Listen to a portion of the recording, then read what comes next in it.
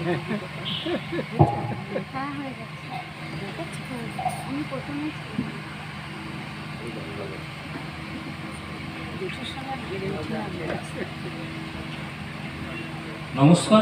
আমি মিঠুন মণ্ডল। এই প্রথমবার নবদ্বীপ বইমেলা কমিটি আয়োজিত কবি সম্মেলনে আসতে পেরে নিজেকে খুব ধন্য মনে করছি যে আমার মতো একজন সাধারণ নগণ্য কবিকে এই বইমেলা কমিটি মনোনীত করেছে। তার জন্যে আমি আর একবার বইমেলা কমিটির কাছে চিরকৃতজ্ঞ।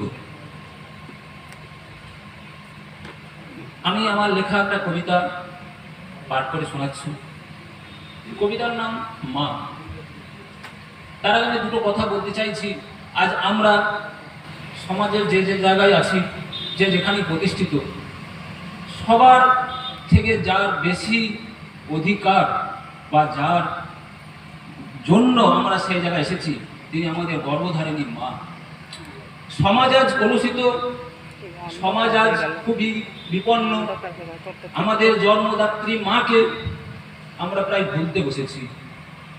তাই সেই রকম এক মায়ের করুণ কাহিনী আমি আমার লেখার মাধ্যমে তুলে ধরার চেষ্টা করেছি। কতটা পেরেছি জানি না, তবু চেষ্টা করেছি। মা প্রকৃতির মাঝে সুখ খোঁজে, পদে পদে দুঃখ বোঝে, জীবন বাজি রেখে বাড়ায় যিনি পা, সৃষ্টিকর্তা তাকেই তো আখ্যা দেয় মা। সন্তানের কোনো বিপদ হলে যিনি প্রথম যায় দেখার ছলে, হাজার চিন্তা মাথায় নিয়ে ভেবে না পায় গা, বাস্তবে তিনিই তো হন মা।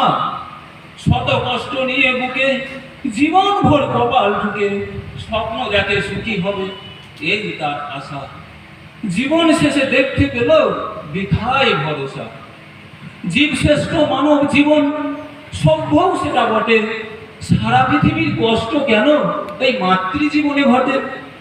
মায়ায় ভরা মায়ের জীবন, সংসারের বিধাতার কি সৃষ্টি। সংসারে সব মানুষেরা কেন মায়েদের উপর পড়ে কুদৃষ্টি?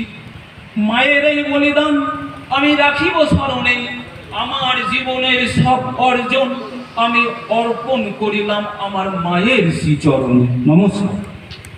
ধন্যবাদ কবি মিঠুন মণ্ডলকে, তিনি অত্যন্ত সুন্দর একটি কবিতা বলেছেন।